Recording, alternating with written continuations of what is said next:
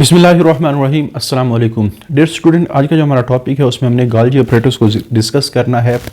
तो सबसे पहले गॉल्जी ऑपरेटर्स को गॉल्जी ऑपरेटर्स क्यों कहा जाता है?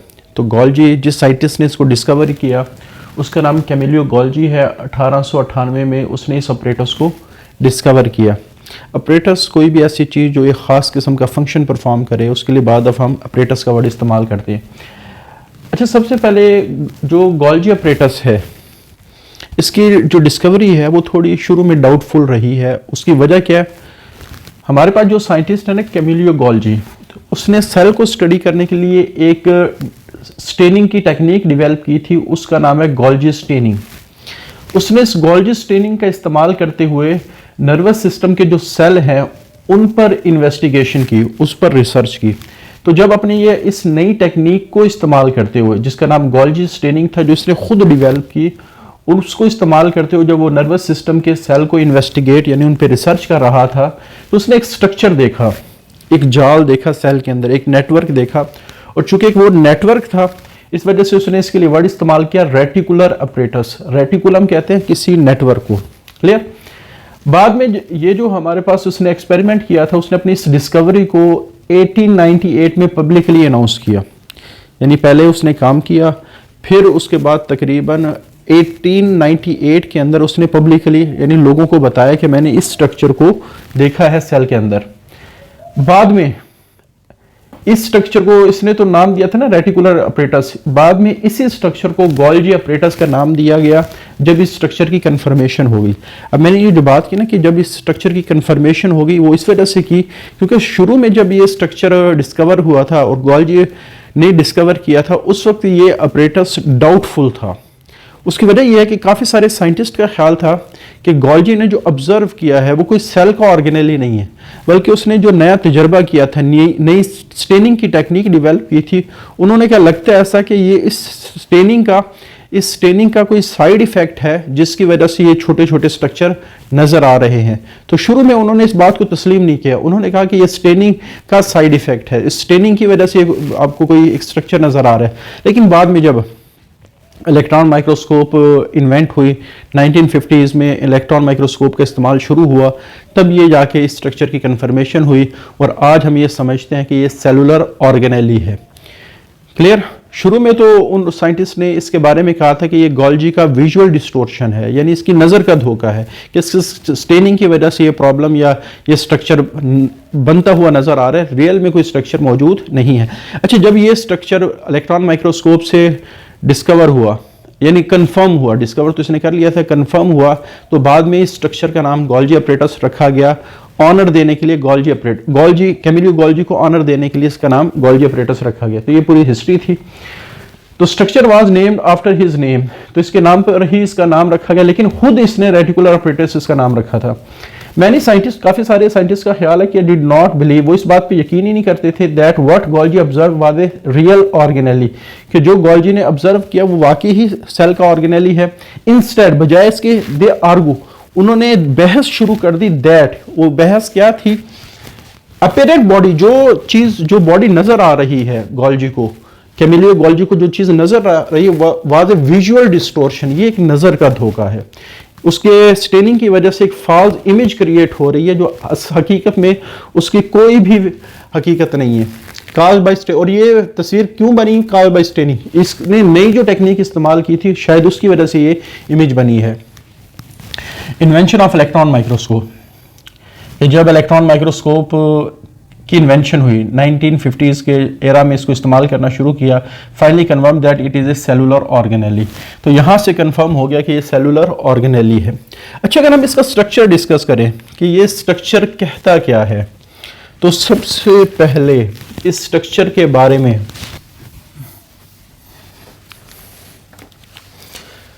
अगर हम इसके स्ट्रक्चर की बात करें तो इसका स्ट्रक्चर क्या कहते हैं? सबसे पहले हमारे पास जो गॉल्जी ऑपरेटर्स है वो छोटी छोटी मेम्ब्रेन के एक ग्रुप है, और उस ग्रुप के भी काफ़ी सारे ग्रुप हैं। इसका क्या मतलब, मैं आपको थोड़ा समझाता हूँ। जैसे फॉर एग्जांपल मैं कहता हूँ कि हमारे पास गॉल्जी ऑपरेटर्स के मेम्ब्रेन के एक छोटा सा ग्रुप मैं ड्रा कर देता हूँ। आमतौर पे ये कप शेप स्ट्रक्चर होते हैं, ये समझ लें कि एक छोटा सा ग्रुप है गोल्जी अपरेटस का, की मेम्ब्रेन्स का। तो ये वाला जो एक मेम्ब्रेन को हम कहते हैं सिस्टर्नी। तो गोल्जी अपरेटस के एक ग्रुप के अंदर 5 to 8 cup shape membrane covered sacs होते हैं जिनको सिस्टर्नी कहा जाता है। और गोल्जी अपरेटस का ये जो छोटा सा ग्रुप बना है इसको सिस्टर्नल स्टैक कहा जाता है। इसको क्या कहा जाता है? सिस्टर्नल स्टैक कहा जाता है। अब गोल्जी अपरेटस इस तरह के काफ़ी सारे स्टैक पर मुश्तमिल होता है। जैसे अगर एनिमल की बात करें तो एनिमल में ये 10 से 20 स्टैक्स हो सकते हैं, 10 से 20, और हर स्टैक के अंदर 5 से 8 के करीब सिस्टर्नीज होती हैं। क्लियर? अच्छा, एनिमल में ये जो सारे स्टैक्स हैं आमतौर पे इकट्ठे पड़े होते हैं, लेकिन प्लांट में ये जो छोटे छोटे स्टैक हैं ये पूरे साइटोप्लाज्म में बिखरे पड़े होते हैं। तो ये भी फ़र्क है। तो सबसे पहले अगर हम इनके अक्रेंस की बात करें तो ये प्लांट में भी होते हैं और एनिमल में भी होते हैं, और यूनिसेलुलर यूकैरियोट में भी होते हैं, यानी कुछ प्रोटिस्टा के अंदर भी होते हैं। जैसे मिसाल के तौर पर हमारे पास यूनिसेलुलर फ्लैजिलेट के ग्रुप है।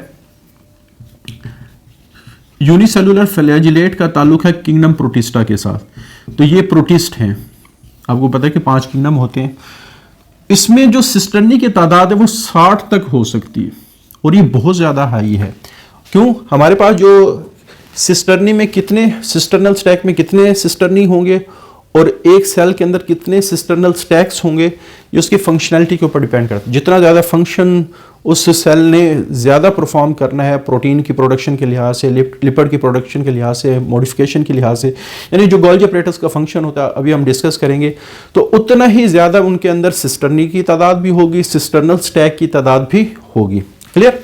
तो बहरहाल नंबर वेरी कर रहा होता है। ये किस में पाए जाते हैं? प्लांट में भी होते हैं, एनिमल में भी होते हैं, यूनिसेलुलर में भी होते हैं, यूकैरियोट में भी होते हैं। तो सपोज कर लेते हैं ये हमारे पास एक सिस्टर्नल स्टैक है। आगे ये जो सिस्टर्नल स्टैक है इसकी 2 लोकेशंस हैं, 2 फेसेस हैं। जो साइड एक को हम सिस और दूसरे को हम कहते हैं ट्रांस।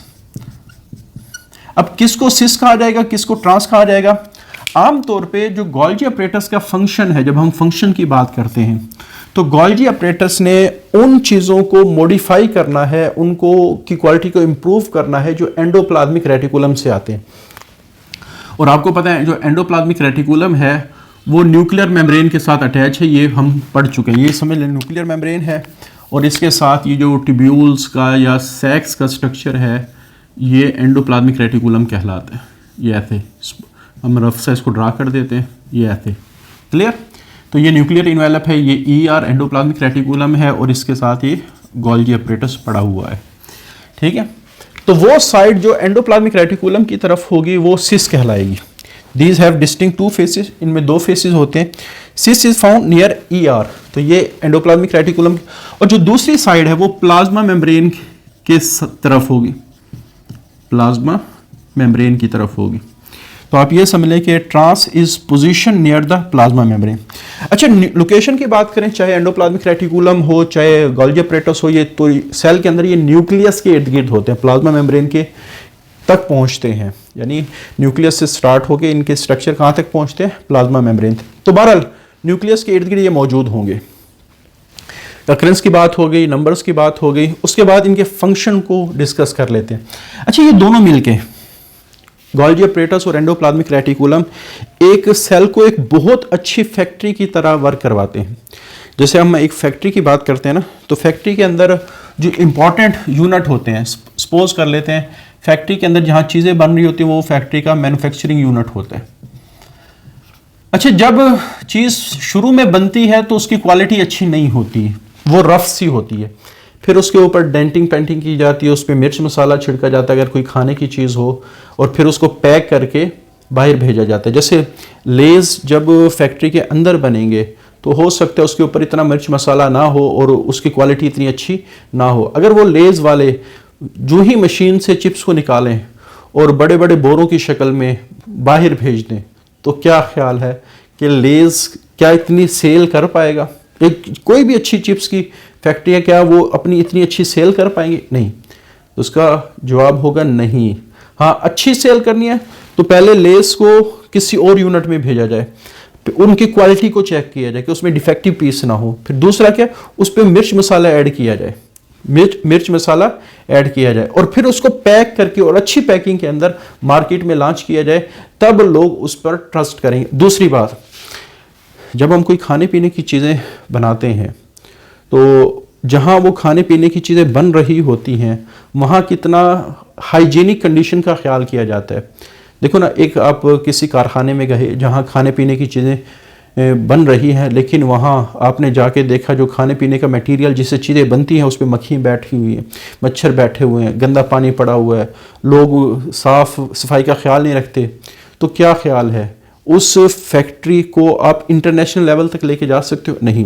लेकिन अगर आप एक फैक्ट्री में गए जहाँ एक जगह चीज़ बन रही है, वहाँ लोग मुकम्मल तौर पे उन्होंने दस्ताने चढ़ाए हुए हैं, सर पे वो कैप्स रखी हुई हैं, उसके बाद मास्क लगाए हुए हैं, हाइजीनिक कंडीशन का बड़ा ज़बरदस्त ख्याल किया जाता है, बर्तन साफ़ सुथरे होते हैं, तो हम कह सकते हैं ये जो फैक्ट्री है ये इंटरनेशनल स्टैंडर्ड को भी मीट कर रही है और वहाँ पूरी दुनिया के अंदर ये अपनी प्रोडक्ट को बेच सकती है। क्लियर? तो इसी तरह जो सेल है वो एक इंटरनेशनल ब्रांड की तरह काम करता है, हर चीज़ इसमें परफेक्ट लेवल तक पहुंचाई जाती है। तो आप ये समझ लें, जिस तरह हमारे पास फैक्ट्री में मैन्युफैक्चरिंग के फ़ौरन बाद चीज़ को मार्केट में नहीं लॉन्च किया जाता है, तो पहले इसकी प्रोसेसिंग होती है, इसकी क्वालिटी को चेक किया जाता है, फिर उसके बाद इसकी पैकिंग की जाती है, उसके बाद फिर इसको डिस्ट्रीब्यूट किया जाता है। तो सेम ये है। तो manufacturing unit of the cell वो ER है, मैन्युफैक्चरिंग यूनिट, और ये जो प्रोसेसिंग और पैकेजिंग यूनिट है वो गोल्जी ऑपरेटर्स है। तो इस वजह से गोल्जी ऑपरेटर्स को हम distribution and shipping department of cell कह सकते हैं, कि जिसने इस मटेरियल को मार्केट के अंदर भेजना है और मार्केट में वही शख्स लेके जाएगा ना जो क्वालिटी के लिहाज से पूरा उम्मीद हो। तो ये क्या कर रहे हैं, अब इसके फंक्शन की बात करें, ER में चीज़ आई तो वो इसको, जैसे ER में प्रोटीन बन रहे हैं, लिपिड्स बन रहे हैं, तो ये इसको मॉडिफाई करेगा, मॉडिफाई से मुराद उसको बेहतर बनाएगा, ठीक है, और prepare then for export to outside, और उनको तैयार करेगी कि अच्छी क्वालिटी के साथ सेल से बाहर भेजा जाए। ये इवन अगर सेल के अंदर भी इस्तेमाल हो रही है तो बेहतर से बेहतर चीज़ को सेल में इस्तेमाल करवाया जाए। अब इस सारे प्रोसीजर को हम थोड़ा सा डिस्कस कर लेते हैं। सबसे पहले क्या होता है कि कार्बोहाइड्रेट वगैरह, प्रोटीन वगैरह, फास्फोलिपिड वगैरह, अदर मालिक्यूल वगैरह ये एंडोप्लाज्मिक रेटिकुलम में बनाए जा रहे हैं। क्लियर? अब देखो, मैंने कहा जो अच्छी फैक्ट्री होती है वो हर चीज़ से इस खाने को या इस मटेरियल को बचाती है, हाइजीनिक कंडीशन का ख्याल रखती है। अब यहाँ से लेके यहाँ तक थोड़ा सा सफ़र है, साइटोप्लाज्म है, लेकिन जो अच्छी होगी वो इस खाने को जो तैयार हुआ है वो अच्छी पैकिंग में ना भी हो, लेकिन रफ सी पैकिंग में इसको यहाँ तक लेके जाएगी, क्योंकि अगर वो इस तरह ही लेके जाए, हो सकता है मच्छर मक्खियाँ वगैरह उसके ऊपर हमला करें, उसको ख़राब कर दें, उसकी क्वालिटी को ख़राब कर दें। तो ये क्या होगा, ये जो मटेरियल तैयार हुआ है इसको फिर छोटा सा बर्ड अपीयर होता है एंडोप्लाज्मिक रेटिकुलम का, उस बर्ड के अंदर पैक किया जाता है, यानी ताकि साइटोप्लाज्म के एंजाइम इसको ख़राब ना करें। और ये बर्ड आता है फिर गोल्जी ऑपरेटर्स के पास, और यहाँ आके इसकी सिस फेज में आके फ्यूज हो जाता है और अपने मटेरियल को यहाँ पुट कर देता है। ठीक है, तो ये बात लिखी गई है। स्मॉल वेजिकल, जो छोटे छोटे वेजिकल्स बर्ड की शक्ल में, जिनके अंदर प्रोटीन है, जिनमें कार्बोहाइड्रेट है, जिनमें फास्फोलिपिड्स हैं, अदर मालिक्यूल हैं, वो बर्ड ऑफ हो रहे हैं। बर्ड ऑफ का मतलब बर्ड की शक्ल में अलहदा हो रहे हैं। और किससे अलहदा हो रहे हैं? From endoplasmic reticulum. अच्छा, फिर क्या होगा कि ये जो वेजिकल है मूव थ्रू साइटोप्लाज्म, ये साइटोप्लाज्म के जरिए से मूव करते हुए until सिस फेज, वो सिस फेज में आएंगे, and vesicle fuse with Golgi operators, और ये गोल्जी ऑपरेटर्स के साथ फ्यूज करेंगे and release molecule into it. अच्छा, यहाँ मटेरियल आ गया। अब जो गोल्जी ऑपरेटर्स की ल्यूमन्स हैं, ल्यूमन कहते हैं अंदर की खाली जगह, उसमें काफ़ी सारे इंजाइम मौजूद होते हैं। अब ये इंजाइम क्या कर रहे हैं? इनकी क्वालिटी को बेहतर बना रहे हैं, इनमें मिर्च मसाला ऐड कर रहे हैं। जैसे फॉर एग्जांपल, प्रोसेसिंग का मतलब है किसी चीज़ को बेहतर बनाना, कंपाउंड और फर्दर प्रोसेस, वहाँ उसको मजीद बेहतर बनाया जाएगा। कैसे? जो इंजाइम इन गोल्जी ल्यूमन है, गोल्जी ऑपरेटर्स के अंदर ल्यूमन जो खाली जगह हैं, स्पेसिस हैं, उनके अंदर इंजाइम मौजूद है, कन्वर्ट देम इनटू ग्लाइकोप्रोटीन, यानी प्रोटीन को कार्बोहाइड्रेट के साथ ऐड करते हैं, लिपिड को कार्बोहाइड्रेट के साथ ऐड करते हैं और ग्लाइकोप्रोटीन और ग्लाइकोलिपिड में कन्वर्ट करते हैं। अब हमारे पास जब प्रोडक्ट बन गई तो प्रोडक्ट अब दूसरी साइड से बर्ड की शक्ल में ही अलहदा होगी, पैकिंग की शक्ल में अलहदा होगी। किसकी शक्ल में अलहदा होगी? पैकिंग की शक्ल में। The product is extruded, Golgi operator से बाहर आएगी। कैसे आएगी? फ्रॉम ट्रांसफेज से, और इन वेजिकल्स की शक्ल में ये बाहर आएगी। अच्छा, जब ये प्रोडक्ट बाहर आ जाती है, मैं गोल्जी ऑपरेटर्स के बाहर की बात कर रहा हूं, सेल से बाहर की बात नहीं कर रहा, गोल्जी अपरेटस से बाहर जब आएगी तो ये कहाँ कहाँ जा सकती है? सबसे पहले ये सेल के बाहर भी जा सकती है, आउटसाइड। जैसे अगर ये एक्सपोर्टेड हो रही है, एक्सपोर्टेड प्रोडक्ट, तो इसको हम सेल सिक्रीशन कहेंगे। इसको क्या कहेंगे? Cell secretion. एक पॉसिबिलिटी तो ये है। सेल के अंदर भी इस्तेमाल हो सकती है, ठीक है। अंदर के भी आगे दो मतलब है, टू साइटोप्लाज्म, साइटोप्लाज्म में ये इस्तेमाल हो। जैसे ये कुछ वेजिकल दे आफ्टर मेचुरेशन, यानी मजीद मेच्योर कहते हैं किसी चीज को जब वो सही काम कर रही हो, हम कहते हैं कोई भी चीज जो अपने नॉर्मल फंक्शन को परफॉर्म करने की सलाहियत जब उसके अंदर आ जाए तो वो मेच्योरेशन कहलाती है आमतौर पे। तो साइटोप्लाज्म में कुछ वेजिकल मेच्योरेशन के बाद लाइसोसोम का काम करते हैं। अच्छा, प्लांट की बात करें तो प्लांट के अंदर भी ये वाले जो गोल्जी वेजिकल हैं, इनके अंदर काफी सारा मटेरियल होता है, जैसे पेक्टिन, जैसे पॉलीसेकेराइड। अच्छा, ये जो हमारे पास मटेरियल होता है प्लांट के अंदर, पेक्टिन और पॉलीसेकेराइड वगैरह, ये प्लांट के स्ट्रक्चर जैसे सेल वॉल को बनाने के लिए इस्तेमाल होंगे, ठीक हो गया। और प्लांट के काफी सारे जो मेटाबॉलिक रिएक्शन है उनके लिए इस्तेमाल होंगे।